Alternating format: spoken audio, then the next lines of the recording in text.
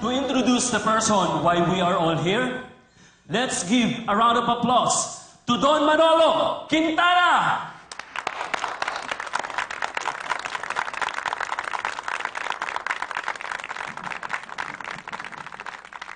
Magandang gabi sa inyong lahat.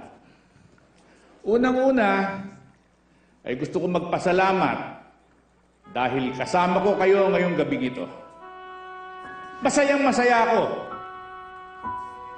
dahil ngayon, masasabi ko na, pagkatapos ng napakahabang panahon, na kumpleto na ang aming pamilya.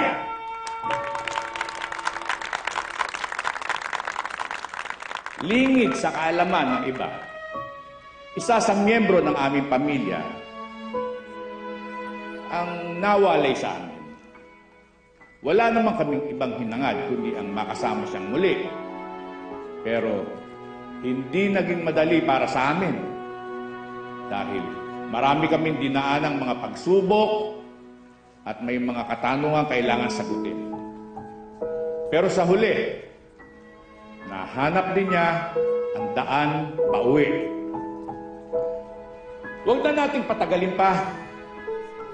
Gusto ko nang makilala ninyo ang aking ipinagmamalaking apo, si Isagani Quintana.